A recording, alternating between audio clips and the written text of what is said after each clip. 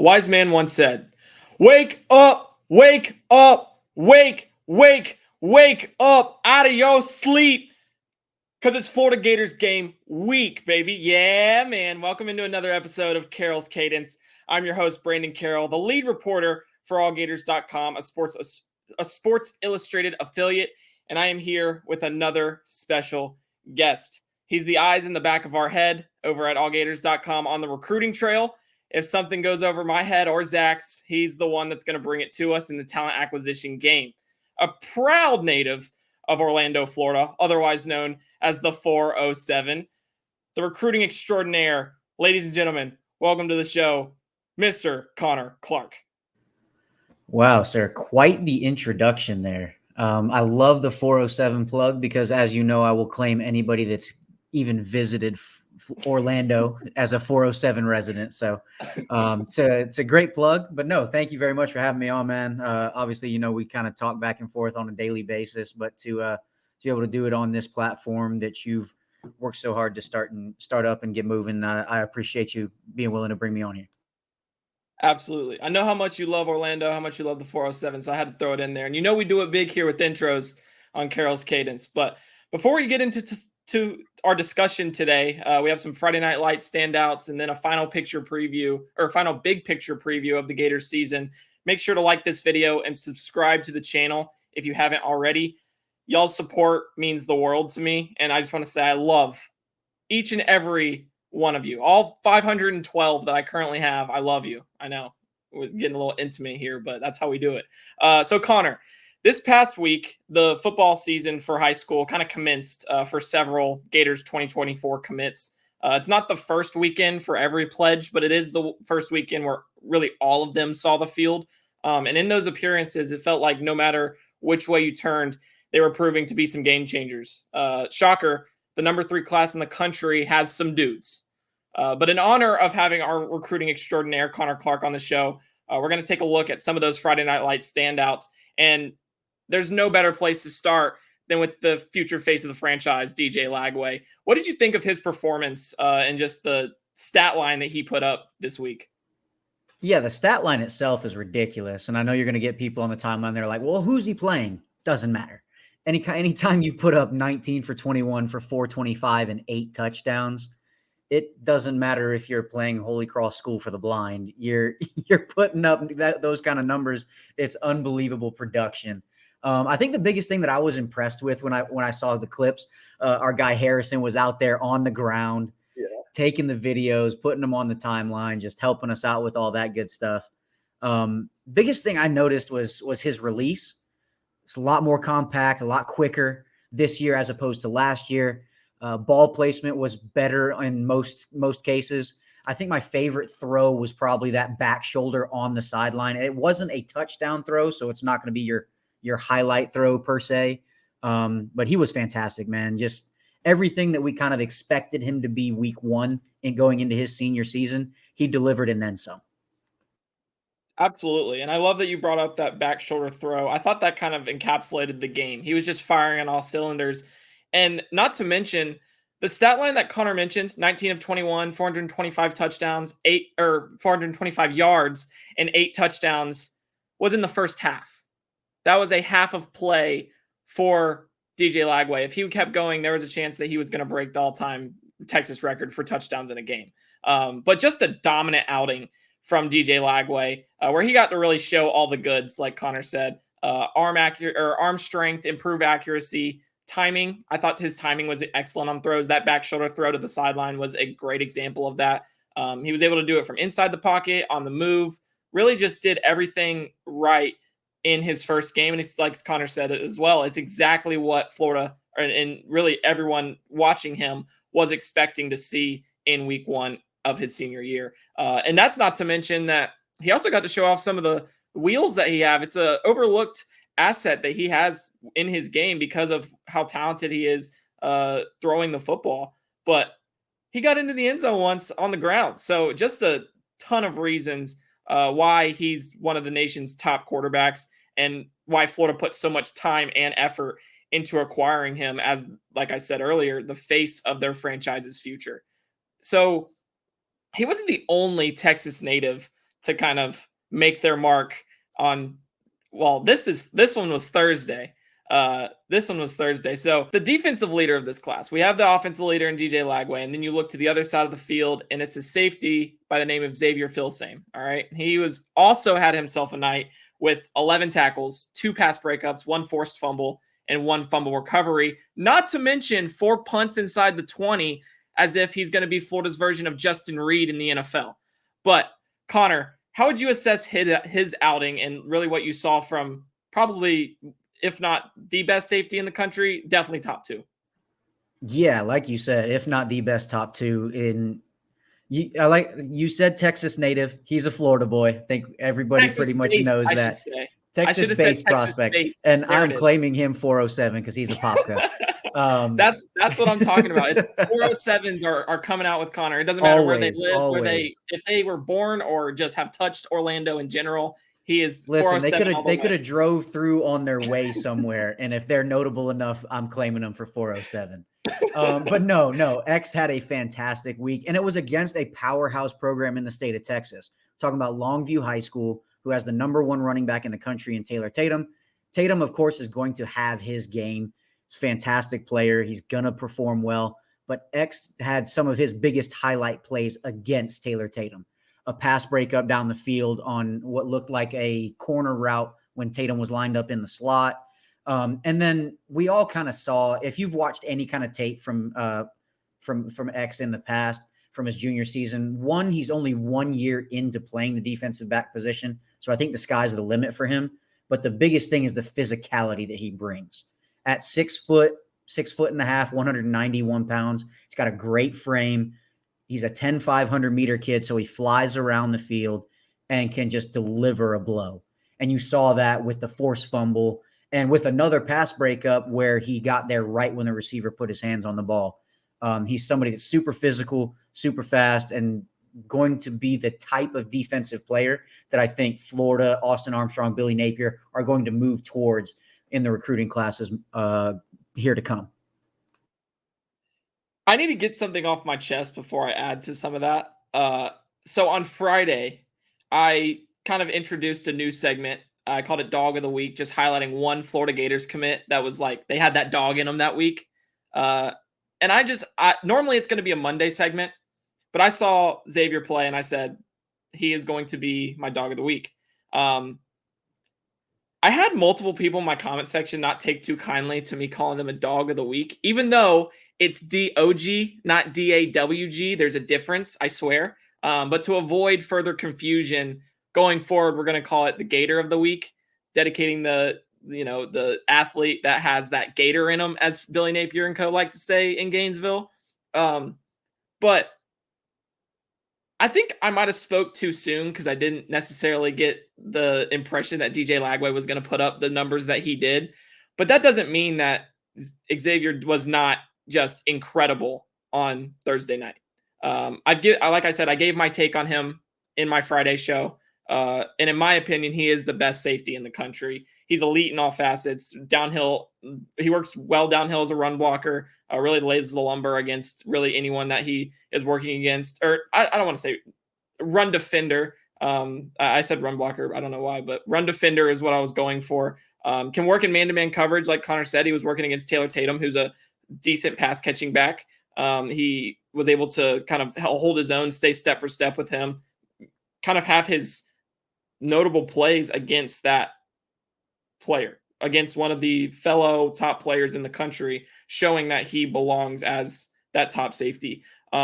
Works well in free range coverage as well. Has some instances where he'll come downhill and he'll jar the ball loose, and he wasn't given much opportunity to really make any plays on the ball in terms of like being able to pick it off. But that will come. Those 2 pass breakups show that he can make plays on the football. And I just think he's legitimately the one high safety that Florida's kind of been missing in that back end for a few years now. I think he's the future of that safety position, and he showed it on Thursday as McKinney was able to beat a good Longview team 23-21 to open their season. I think that continues throughout the rest of the year, and I think there's a lot of reason for Florida fans and Florida, the Austin Armstrong and Corey Raymond to be excited about getting this kid on campus because he's a legitimate contender to start day one. Would you agree? No, yeah, absolutely. I mean, you've got a safety room you've got RJ Moten, who's going to be gone after this year, obviously. And a couple of younger guys that really haven't cemented themselves as your starters or as a guy that's going to be a starter going into the season, into their second year in the program. The like you said earlier, talent acquisition is the biggest thing that's going to be happening. So if you can recruit over guys on the roster, you're going to do it. Guys like Jordan Castell who are in there now. I know we're kind of plugging a little earlier. We're staying in the recruit side of things, but I had to throw another 407 guy in there who's had a phenomenal fall camp, is already pressing for significant playing time as a true freshman. And I think X is the next in that line of somebody that can do exactly that, is get on campus, because he does plan to enroll early and get on campus in January and then press for playing time as a true freshman. Yeah, and when I was initially creating my segments, how I wanted to, when you were on the show, Jordan Castell was actually going to be his own segment. But then just because I've talked about freshmen so much since I began the Carroll's Cadence in general, I elected not to. But I'm glad you still got to throw him in there because I know that 407 agenda is looking very good with that one as we go into Utah on Thursday. It's rolling very strong to start the season. Absolutely. Yeah, and Conner is he's open to people who want to join the 407 train, but if you take one, you got to take them all. You can't pick and choose. If they're 407, you got to, with Conner, you got to be locked in on all of them. Is that right? No, absolutely. Absolutely. It's all or nothing.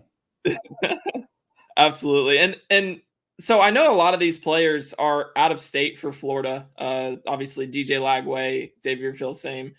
There's another out of state player from the state of Mississippi. And you wrote about this on Saturday? Yes, yes. I say yesterday. Time of recording is Sunday. So yeah.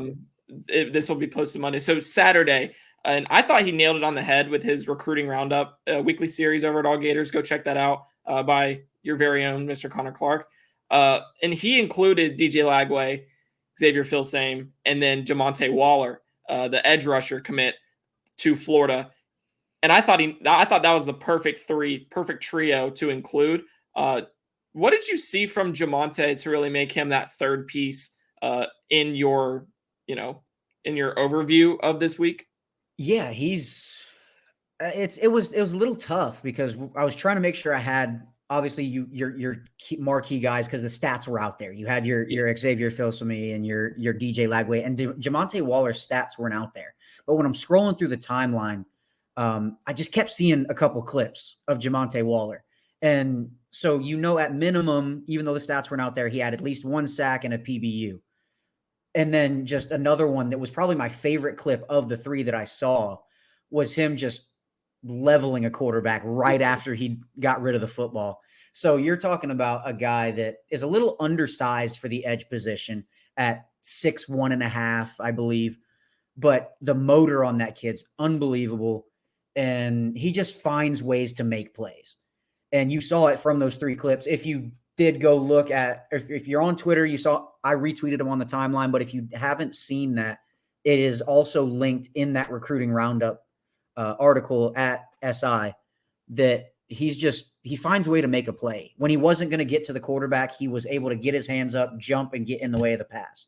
So he's just a smart, heady player that plays much bigger than he's listed and has an unbelievable motor and an unbelievable first step. I think you said it perfectly. I think his first step quickness is up there with really the best in the game right now. And that's not even just at the prep level. I think he moves so well to really make his mark on the game in all facets. And like you said, it showed in every clip. And there were several where he just looked like he was in a league of his own on that field. And not only just how talented he is at being a pass rusher, but understanding the edge role is so important for guys who are trying to transition quickly into the collegiate level. And I think that pass that he batted down at the line really shows the understanding of playing the position, because a lot of the times it's hard for edge rushers who are that quick and know that if they really want to, they can get a hand on the quarterback or, get into the quarterback's face every single play, really make them know that they're there to pump the brakes and stop and get your hand up because they're trying to get a quick pass to eliminate his impact, especially at the prep level, because these kids want to get after the QB. That's their job. They're there to make the QB feel their presence. And so for him to be able to do that, getting his hand up, forcing an incompletion, I think that directly translates to what he can do at Florida. Obviously, like you said, he's not the biggest, but Florida's kind of struggled not creating pressure, but having guys be able to set the edge at that buck jack spot, whatever you want to call it, since really Brenton Cox took over. Even the people that rotated with him, the players that rotated, they still didn't perform in a way that set the edge really well. And I think that shows that if he needs to, he understands he can set that edge and push him back into some of the dudes that they have in the middle of that defense now. So it's really another reason why I think he's one of the best edge rushers in the class of 2024. He'd be rated even higher if he was an inch or two taller. And I think that's really his most glaring weakness. And I know we've mentioned it, but do you think that there's if there's a sliver of concern that his height is going to kind of deter him from making an impact? It's too much to overcome at the next level. Or do you think that he's talented enough, he has the motor, he has the intangibles to produce for Florida going forward, and when he arrives on campus and not see any issues? Yeah, no, I don't. And a lot of people will say, yeah, edge rushers, if you're not 6'3 plus, there's a possibility that you're not as effective at the college level, especially the SEC level. I just don't see it with him. He's got long arms. He knows how to bend the corner. And I think the biggest thing with him is that just that relentless motor. I think when we're going back to when he committed and we're looking at highlight tapes and doing scouting reports over at SI, and his tape, probably one of the most fun highlight tapes to watch, because and this might sound outlandish, but you see shades of Micah Parsons in his tape. And now I'm not saying he's going to be Micah Parsons, but you see that relentless effort, that ability to change direction for somebody his size, because he's already 230 pounds at the high school level. To change direction and be able to close the way he does is just, you can't teach it. And that's something that I think his innate ability to do stuff like that is going to translate to the next level. He might have a little bit harder time adjusting, maybe just because he's not seen the level of offensive tackle play that he's going to see at the SEC level, maybe year one. But I don't think it's going to be much of a deterrent towards his production long term. I think he's going to be a fantastic player at the University of Florida, and is somebody that can help Austin Armstrong in his defensive play calling, because a lot of Armstrong's defense is predicated around being able to get pressure on the quarterback with four. He's going to do a lot of different things to make it easier on those four, but you have to have guys that can win one-on-ones, get around the corner, all that stuff. And I think Jamonta Waller is somebody that can absolutely do that. Without a doubt. And I saw a clip today from Georgia, actually kind of running because Armstrong has a history of working with Kirby Smart and working in that system. Just so a lot of what he does is derived from what Georgia does so well. And what's the reason that they're reigning two-time national champions on defense. They are a stout defensive team. That's how they built themselves. And I saw a clip of they were running this stunt up front, but you can tell how they are so talented and so just well positioned to attack with just four, whether it's 4 down linemen, 3 down linemen, and a incoming linebacker from the second level, whether it's them rushing their cornerback. It doesn't matter. They're going to be able to put pressure on the quarterback every single time. And I think that Waller kind of gives Florida the ability to do similar things, because if they want to, they can move him and have him stunt from the inside and work back the way out. He's not big to be able to take on the guards in the center, but he's fast enough to work around that edge if there's a lot of confusion up front. And if there's a second level defender coming in to, play with him, that's a perfect scenario for Florida to execute, to kind of realize what they're looking for under Armstrong. And I think you nailed it on the head again. He is the motor's there, the length is there. It's an inch or two doesn't affect how just the impact a guy can have on a game. And he might struggle against some of the tackles in the SEC, but it's not going to be early on in his career, but it's not going to be something that keeps him from being a legitimate edge rusher, a legitimate jack, the top jack one in that unit moving forward. But those three are really the guys that we looked at and we said those are the dudes from this week. Those are the Gators of the week, not dogs, because I got in trouble for that, but the Gators of the week. Is there another guy from this slate of games that kind of caught your eye during the slate of prep contests? So as far as like overall performance during a game, there wasn't really a whole lot of content out there, but one clip in particular that really caught my eye, and I think you might know where I'm going with this, is going to be linebacker Adarius Hayes, who had just an unreal hit in his game, separated the running back from his helmet. And he adequately quoted or captioned the video, "The Return of Hitman."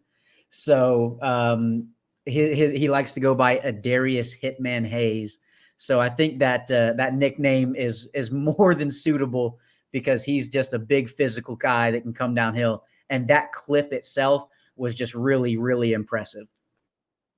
For sure. How do you see him being that piece? Because Florida's linebacker group is the best position group, really, arguably in the nation. They have just shored up that position so quickly, and you're going to get three true freshmen in there next year who are going to all be battling to play next to Shamar James in that linebacker group to start next to him. What does Hayes do, and where do you see him kind of aligning when he arrives at Florida?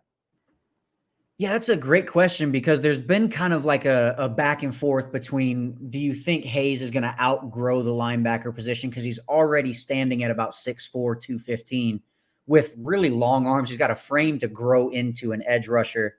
I don't think he'll ever put his hand in the ground, but to be that jack linebacker. But he's athletic enough and he actually plays middle linebacker at a high level at the high school level, which somebody at that size typically, especially at a school like Largo High School, where you're not typically known for producing elite level talent, somebody that size is typically going to have their hand in the dirt. And Hayes plays the middle linebacker position at such a high level for them that I think he does translate well to that position at the next level. Now, that the biggest thing with that is going to be what happens with him when he hits a weight program at the next level. Does he pack on 30 pounds and maybe move outside? But if he doesn't lose any kind of that athletic ability that he has shown, I think he still fits well at the middle linebacker position because you want big physical guys like that. It is going towards, you don't really see those Brandon Spikes, the 6'3", 250s running around anymore because you have to do a lot more in coverage. But Hayes has phenomenal athletic ability. And I think if he stays as agile and as fluid as he is right now after being in a college weight program, I think he could play the middle linebacker position long-term. I 100% agree. I think he is really, obviously he got into class so early and there were some talks about potentially flipping to Miami. Those got shut down rather quickly. And he's just been very, he's been steady as one of the best players in the commitment class, but obviously there's some guys who have overshadowed him just because the amount of talent Florida has, it's hard to keep up with all the guys. And speaking of keeping up with all the guys, my guy that I think was, someone that's really stood out, at least like Conner said, it wasn't necessarily the game as a whole, but just a clip. And if you've watched this show in the past, or really any show that I've appeared on talking about recruiting, I will take any opportunity provided to me to prop up defensive lineman Amaris Williams. I think he is, I've said it before and I'll say it again, he is the gem in this Florida class. The guy is not going to be the first that comes to mind when you think of Florida's 2024 recruiting class.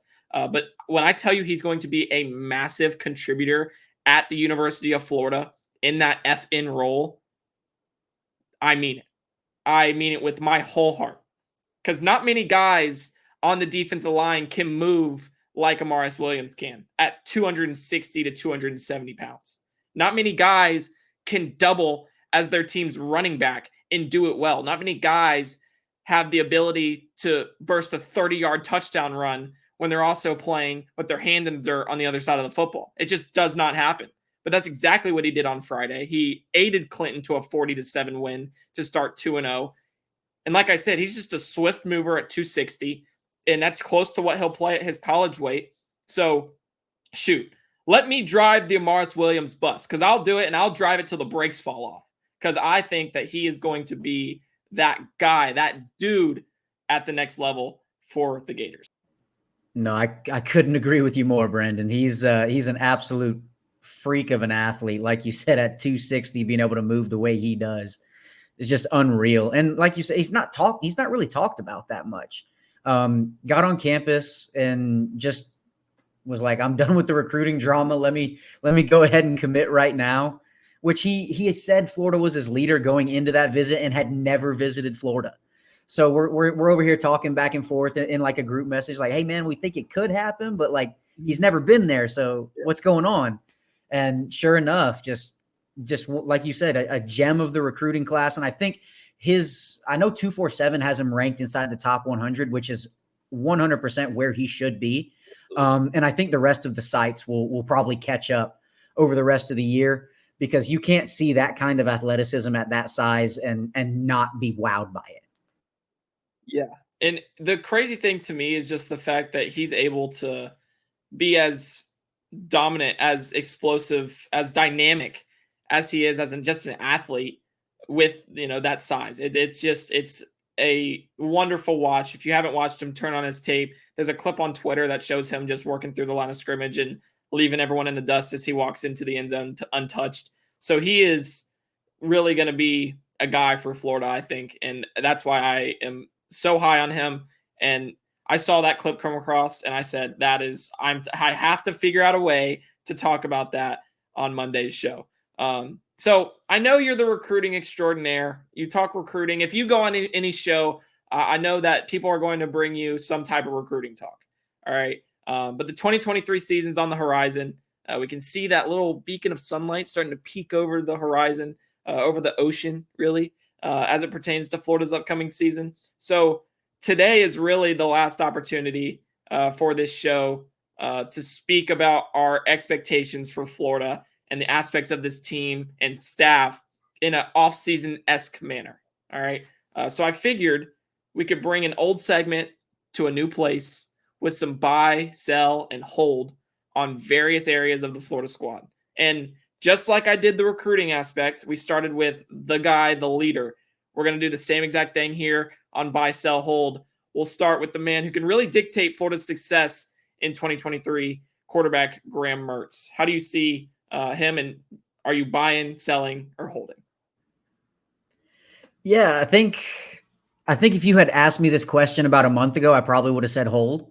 But just the confidence that you're seeing him exude in the videos that actually just released the other day on Twitter, Florida's profile put out a video with Graham Mertz mic'd up, and then just the confidence that you see Billy Napier just gush about this kid, I think has moved the needle for me towards the buy portion. But like you said, the season really hinges on Graham Mertz, and I think more specifically the offensive line and how he is able to maneuver around that. But I would say at this time I'm going to buy stock in Graham Mertz, and I think if he performs the way that it sounds like Billy has the confidence in him to do, you're looking at an improved season from last year. I don't know that necessarily the numbers as a whole, because Florida's offense was actually very solid last year. It was something people didn't really notice because of the record itself. But the offense itself was solid last year. I think it's going to lean a little bit more on the running game, but Graham Mertz, I think, is going to be able to get your new dynamic playmakers the football in Andy Jean, Aiden Mizell, Eugene Wilson. Of course, you're going to have Ricky Pearsall in there, Caleb Douglas, and I think Khalil Jackson's going to be a factor in the receiver room as well. Marcus Burke, 904. Marcus Burke, and Marcus Burke. Yeah, you can plug the 904. Yeah. Okay. So how Conner feels about 407? I love the 904. Okay, let's get that straight. I'm not going to come out and claim anyone who's ever been to Jacksonville in their life, but if there's an opportunity, 904 is getting that agenda is getting pushed. And Marcus Burke is a 904 native. So I just had to throw that out there. No, absolutely. But yeah, no, it's a long story short. I'm buying the Graham Mertz hype at this time. But I think he's going to be, I think the change of scenery certainly helps him, as well as a change in offensive system, because Wisconsin's offense, with all due respect to that program, is not great and not very quarterback friendly. Yeah, I always thought that Mertz coming out of high school, playing in that spread offense that he played in Kansas, and then having to go to a Wisconsin offense that was under center and very archaic, was a recipe for disaster. He proved that not to be the case in his first game ever, where he just lit up Illinois, had one incompletion and threw for 5 touchdowns, which is, that is exactly what you want. DJ Lagway type stats. Yeah, that's a DJ Lagway type stat if I've ever seen one. But obviously, you don't expect that with Mertz going into this season, but you do expect improvement. You expect him to feel at home in this offense that's better suited towards his strengths. And I've said multiple times on this show, I'm not going to tell you that he can make the plays downfield. He's not going to be able to push the ball, or at least I don't think he's going to be able to push the ball with consistency into those deep ranges. But I have full confidence that he'll be able to make the intermediate short routes work and get the ball into the hands of playmakers, like Conner said. So relative to those expectations, being in a new system, a new environment, having the confidence that he does, I'm also buying Graham Mertz stock heading into this 2023 season. But like I said, it's not buying and saying that he's going to be Heismertz. All right. It's buying relative to the expectations of him continuing to put on tape what he did at Wisconsin. I just have a feeling that he's going to prove to be better than he was with the Badgers and be the game manager and the steady quarterback that Florida needs to, as a whole, exceed expectations in this upcoming campaign, starting with Utah Utes on August 31st, which is just on Thursday. So on the defensive side of the football, we're flipping here. Princely Umamielen taking over a new position at Jack after playing strong side for his first few years with Florida. There's a lot of hype surrounding him in his potential to kind of rise up draft boards if he has a good year this year. Are you buying, selling, or holding him being able to kind of perform in that fashion in 2023? I'll preface this by saying I think he's in a better position now than he was previously. I think he's more suited as an edge guy that's job is to get after the quarterback. But I think I'm going to hold on Princely contingent upon his ability to set the edge. I think that was probably the biggest weakness in Princely's game. When we saw him, there's never been a question that he can get after the passer. He's got great first step quickness. He's slimmed down a little bit, but seems like he's gotten stronger going into this season. But like I said, the biggest issue for me when watching him was his ability to set the edge. And we watched Brenton Cox over and over and over again give up the edge and just not stick to his responsibility. And I haven't seen Princely do it consistent enough over the course of his career to buy stock in him necessarily increasing his draft stock and say getting close to double-digit sacks. Conner and I are on the same page yet again. I'm also going with hold for Princely for many of the same reasons. I do think that setting the edge is a massive question mark for Princely. It's not saying he can't do it. It's just we don't really know if he can. It has been a struggle in the past. And at the jack position, it's important on both sides. And then in this reconstructed group that they have, it's equally important. But it feels like at the jack position, that's often where you'll get the guys who don't do it as often. It's harder to find guys who can set the edge because they're so kind of gung-ho on getting after the quarterback, being able to bring down the quarterback, getting those double-digit sacks. It's something that you have to really see to believe. And I think Princely has been one of the most talented players on Florida's defense. He continues to be that going into this year. But the consistency aspect really of both setting the edge and really just in general across his game. We know he has length. We know he's quick off the snap, but he just hasn't put it together in a way that makes me believe that it is going to be a legitimate he's going to be able to produce in that fashion this year. Not saying he can't, not saying he can. That's why I'm holding on Princely for now. And in the second level behind him, linebacker Scooby Williams is our next man here. Are you buying, selling, or holding old Scoob?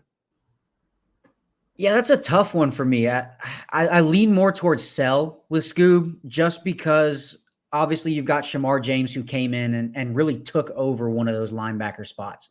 And Scoob's been in the program for a couple years, and he's shown flashes here and there, but I haven't seen the consistent production from him or even the consistency of him just being on the field.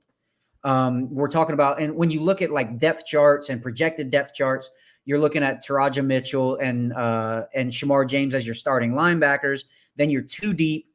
You're talking Derek Wingo, and who else was with Derek Wingo in the too deep? Derek Wingo and we put over at SI. We put Scooby Williams. Put Scoob there. Also Manny Nunnery there. Manny Nunnery, yes. So, and I've heard more about Manny coming out of fall camp than I have about Scoob.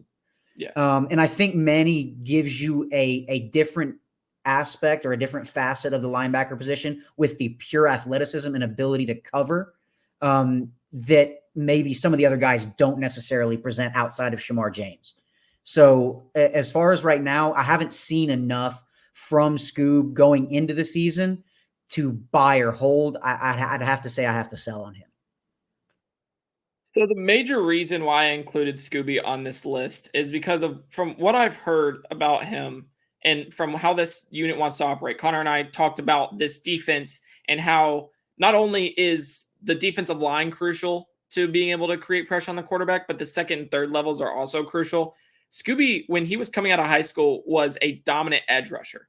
He was a dominant pass rusher getting after the quarterback. And it's going to be a talking point for Florida all season long. If they can do it at a high rate, the defense will significantly improve.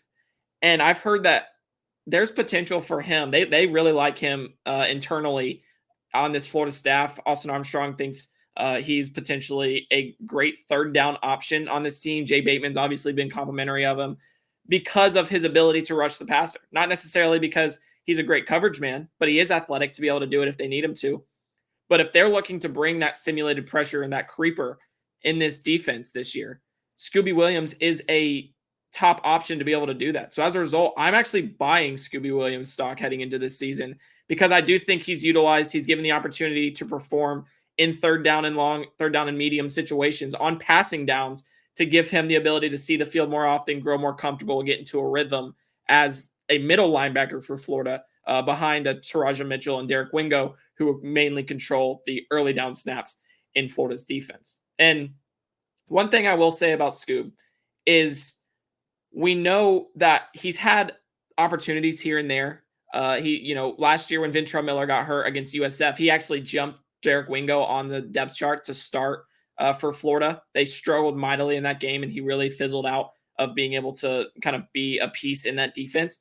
But I do think with an extra year, getting to play more at middle linebacker, seeing that transition from the edge rusher role he controlled at Ramsey to progress to perform at the University of Florida as a middle linebacker, as an off-ball linebacker, gives him the ability for this to be his breakout season. And as a result, that's why I'm buying Scooby Williams. Moving in to another offensive position. This is not a player, but more so a position. Looking at Florida's offense, they've stressed how important the tight end position is for them to be at the top of their game. But there's been questions surrounding it. Obviously, attrition is a big aspect of how this tight end room has really been built. Are you buying, selling, or holding the tight end group heading into this season?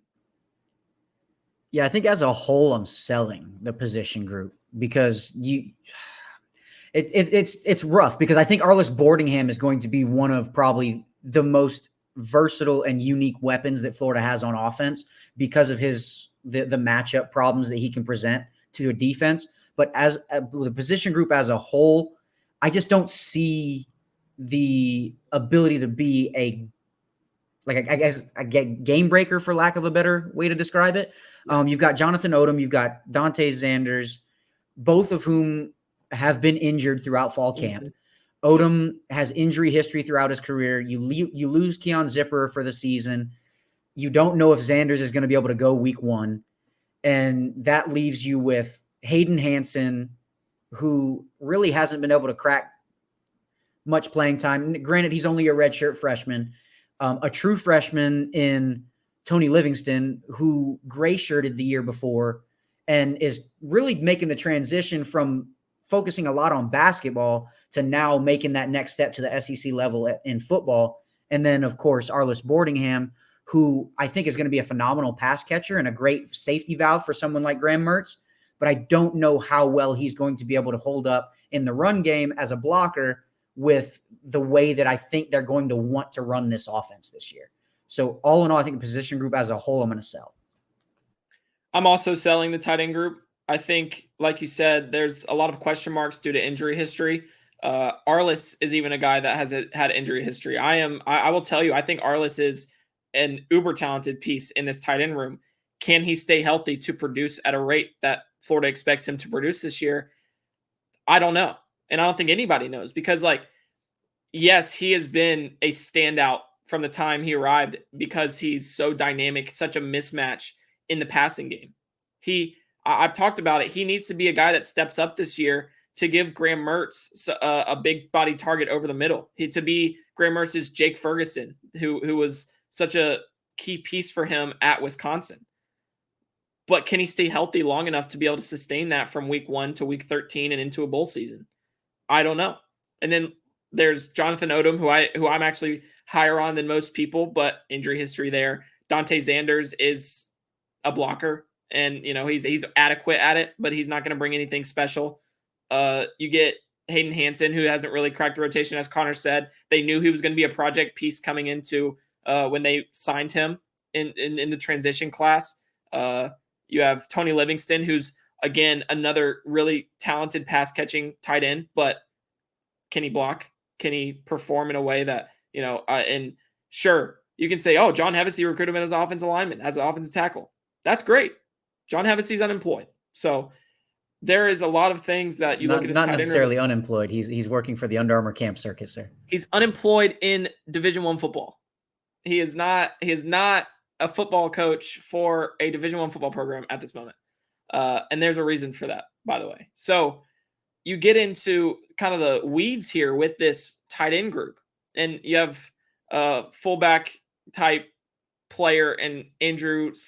Do you know how to pronounce his last name? Savaianai. There it is. That's the one I'm looking for. Thank you. I appreciate you. You're my pronunciation guy. But there's some things that there's so many question marks, I should say, in this group that just makes me sell them without even really thinking twice about it. Again, flipping back to the other side of football, secondary, both the safeties, star, cornerbacks. How are you feeling? Buy, sell, or hold? The safety and star position make me want to hold, but I'm buying the secondary because it is now Corey Raymond's entire baby. They're going to be playing a lot more press man coverage, which is what the cornerbacks at the University of Florida are more adept to. Jason Marshall, Jalen Kimber, Devin Moore, if Devin Moore can stay healthy. And I think I'll plug it again. I think my guy from the 407 is going to make the safety room elevate. And I think Jordan Castell is somebody that we've already discussed. Billy Napier has said he's going to push for playing time early in the season. It would not surprise me if he is starting at one of the safety spots by week 4 in the season. So because of the combination of Corey Raymond taking over the entire room and moving the defensive scheme to be more friendly to the type of players that they have, I'm going to buy the secondary.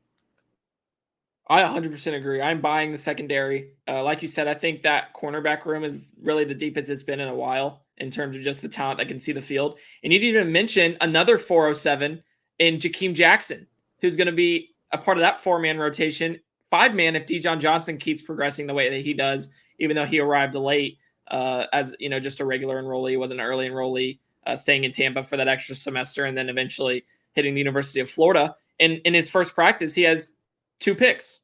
And it's like, oh, so this guy's another dude.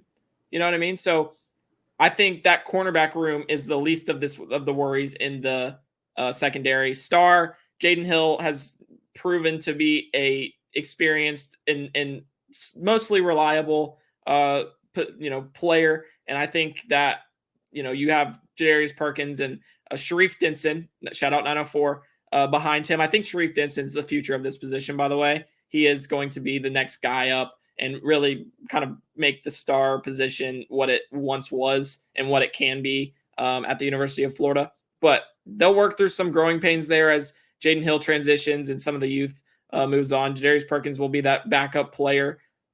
And then you look in that secondary, and like Conner said, the young pieces in there are what makes or breaks this team. I think Jordan Castell is what it's kind of puts them over the edge. I think Kamari Wilson isn't receiving some of the love that he should be receiving. I think there was some issues last year that he kind of addressed this offseason. I thought he moved just a bit more fluid, and that was mostly some of the issues. So overall, taking the safeties, the star, and the cornerback rooms, and I am saying bye. Offense as a whole. How are we feeling? Buy, sell, or hold for this 2023 version of what should be or what could be a very ground run game dominant unit for Florida? Yeah, when you sent me this one, everything inside me said hold. Yeah. And then I started thinking about the freshman wide receivers. Mm-hmm. I think the biggest thing that really made me hesitant on the buy for this one would be the offensive line. You've got four new starters along the offensive line. If you don't count Austin Barber as a partial starter last year. Yeah. So you've got obviously left to right? You're talking Barber, Mazuka, Kingsley, Richie Leonard. They flipped Mazuka to the right side? To the right side. So he's filling in 100% for Osiris Torrance. Yeah. Okay. Then, so Barber, Leonard, Kingsley, Mazuka, and then Damian George is what it looks like, which I think is an uber talented offensive line. Even though Lindell Hudson's making up some ground. And we discussed Lindell Hudson. Yeah, we discussed Lindell Hudson kind of a little bit when we first heard the news of, hey, this kid's gonna come to Florida, and I think that's an excellent veteran option for somebody like Damian George. And I think the line as a whole, I think might be more talented than last year's offensive line. You have Austin Barber, who has proven that he can play the tackle position, but he's moving from right to left. Mazuka's missed a lot of camp, but now he's back fully healthy. And obviously I think everybody's heard the clips of Nick Saban really talking up Damian George and saying that he was the most talented offensive lineman on Alabama's roster when he was there. Now, if Nick Saban's hyping you up like that, you obviously have to be doing something very well. I think the biggest thing for me was the continuity between them, because you've had continuous instances where either one or more guys has not been able to work all together during fall camp. And the offensive line, I think more than any other position on the team or more than any other position unit, has to have that continuity of playing all together. I say all that to say this. I'm not necessarily too worried about that as long as Graham Mertz can get the ball out to the playmakers real fast. And when you have guys like Ricky Pearsall, Andy Jean, and Eugene Wilson that can make plays, and you have multiple guys that can make plays with the ball that Florida hasn't had on the roster since really Kadarius Toney, it makes me buy the offense, but contingent upon the continuity of the offensive line remaining healthy throughout the year. Yeah. So for a lot of the same reasons that, you prefaced, why you were buying, why you were holding, or, why you potentially held, I'm holding this offense, and it's for a big reason because of the offensive line. I obviously think Montrell Johnson and Trevor Etienne going to be fine. I think those young freshmen are going to be fine, even though there is some question marks because they're new, and it's always going to be a question mark. If you'd have looked at me last year and said, is Trevor Etienne going to have the year that he has? I'd have told you, I don't know, because, and I'd probably said no, but just in general, if you said he's going to crack the rotation and be a legitimate contributor, I'd have said you're crazy. And even though we've heard a lot from practice and fall camp based on, these players' performances, obviously Trey Wilson stands out, and Andy Jean was the big name the big talking point in the spring camp before Trey Wilson arrived to really overshadow him. You have two dudes that can really perform at a high level and at a high volume for the Gators this season. But because of the offensive line, because of not knowing exactly how Graham Mertz is going to perform, even though I bought him, I'm holding this offense because of it being contingent on the run game. If the offensive line can't perform, run game can't get going, Graham Mertz isn't given the opportunity to really wheel and deal the way that he needs to give this team the ability to succeed. Then you look across the field again. I know it's just flip flop back and forth, like mostly since we started this. But look across the field. You look at some of the dudes on the defensive side of the football.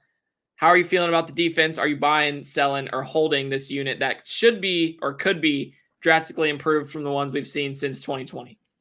Buy.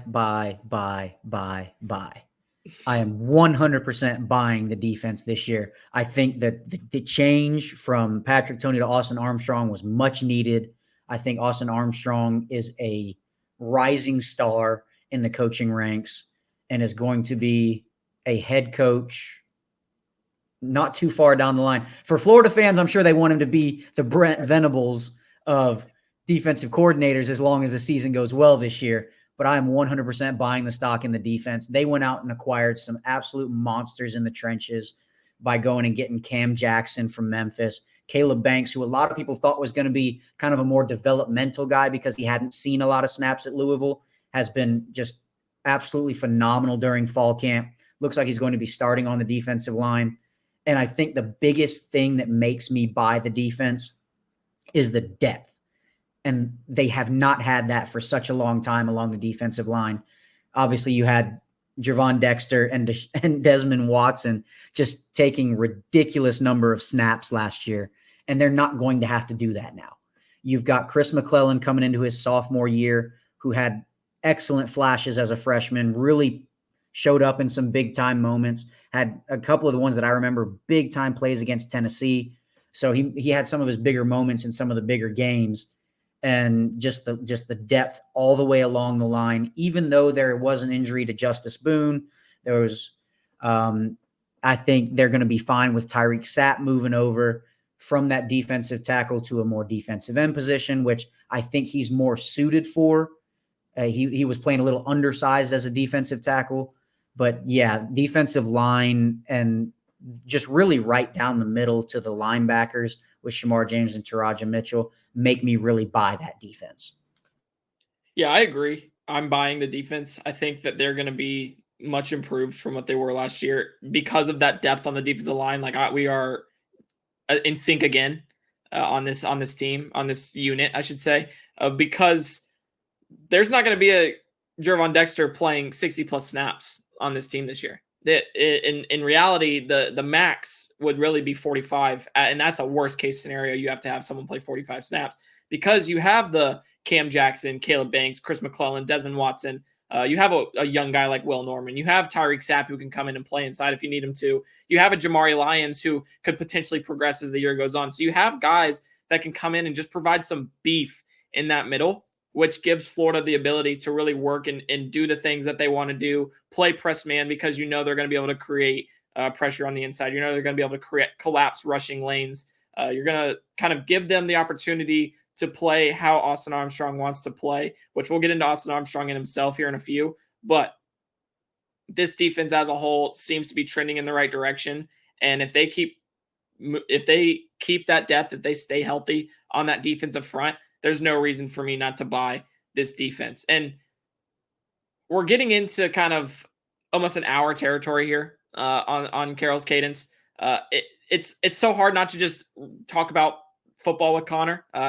We do it on the phone all the time. We just get on there and it's supposed to be like a 5-minute phone call. We get going and it's 45 minutes later and we're still talking.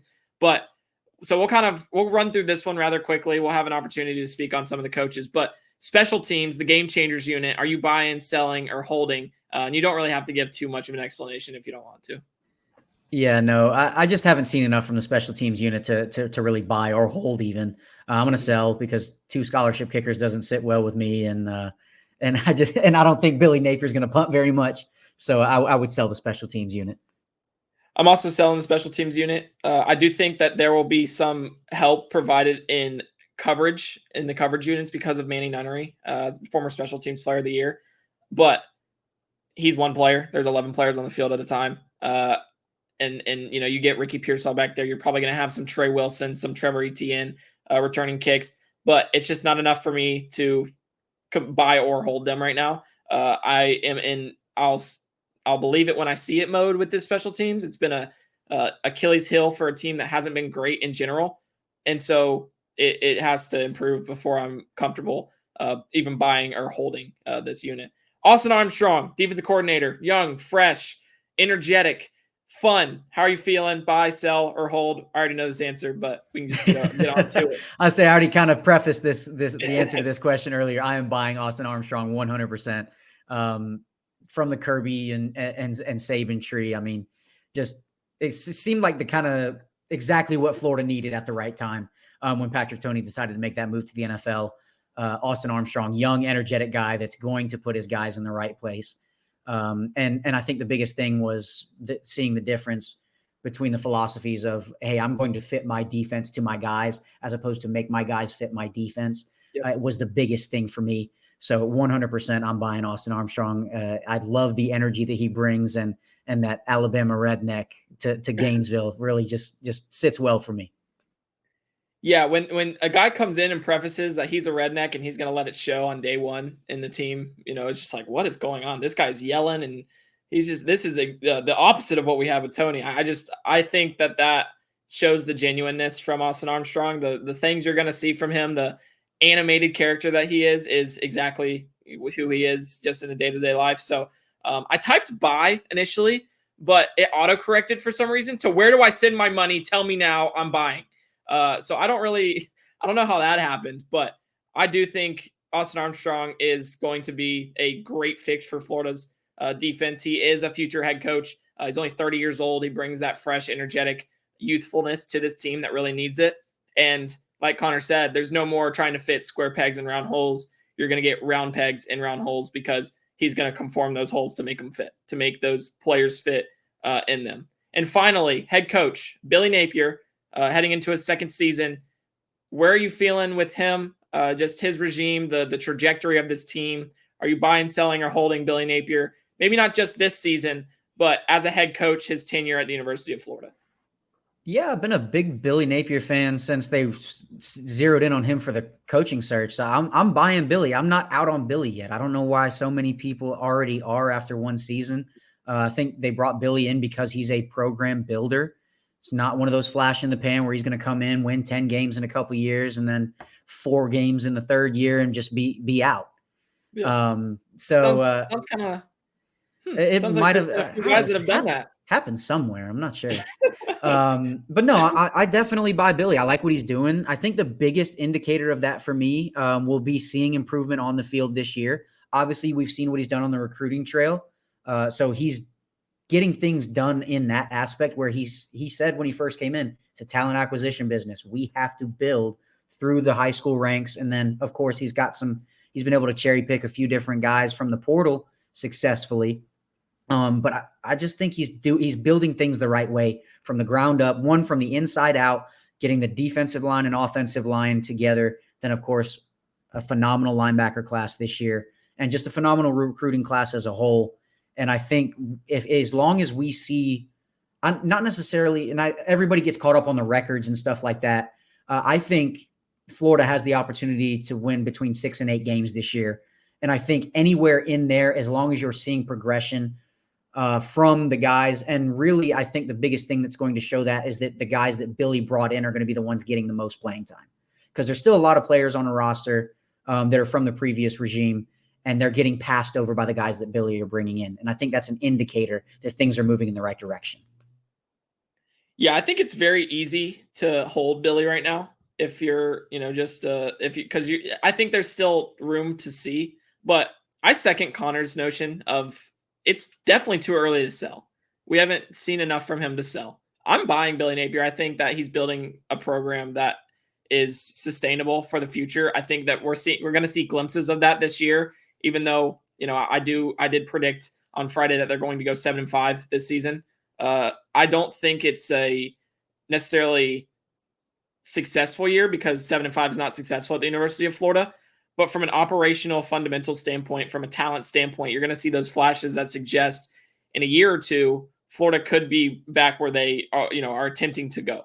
And because of that, I'm buying Billy Napier. The only question marks I have about him are just his ability to control the game as a coach. There was issues last year in the middle eight, just in situational, just being able to use timeouts, knowing when to punt the football. I know he's aggressive, and personally, I love that style. I love kind of being, kind of betting on your guys, but there does come a time where you have to just play the game in a smart, conservative manner. Not necessarily in crunch times, but just doing so in the regular flow of the game that doesn't disrupt or kind of nullify any momentum that they've built, that the team has built. And so those are the biggest questions with Billy, but I do think that is something that we'll see this year. For now, I'm buying Billy Napier as the Florida Gators head coach, and because of the direction that they're headed. Conner, thank you so much for joining me today on Carroll's Cadence. It's a pleasure to have my personal recruiting extraordinaire on this show, and I'm excited to have you back in the future. Absolutely, man. It's all, like you said, it's always turns into just great conversation when we get there talking about football. So I apologize for rambling on maybe a little bit longer than I should have. But thank you very much for having me on, man. It's always a blast talking football. So absolutely. If there is anyone that you cannot apologize to about rambling about football, it's this one. All right. This guy right here. I can talk about football forever. And so there's some times where I'm talking, I'm like, dang, I am just going on and on, but I still have so much to say. So it's hard not to. So do not apologize. I really enjoyed having you. I thought it was great content. So with that, we've come to another end of Carroll's Cadence. If you haven't already, be sure to like this video and subscribe to the channel. You can find Conner on Elon's app at Conner Clarke. That's Conner with an E and Clark with an E at the end. There's some people that have probably got that wrong multiple times in his life. So I wanted to give that the shout for him. Find me at It's Be Carroll. Next time you see me, I'll be coming from you live from Salt Lake City, Utah for the Gators season opener against the Utah Utes. Flying out on Tuesday. I'll be having an episode recorded that night and up Wednesday morning. I'm Brandon Carroll. This is Conner Clarke, and we are gone.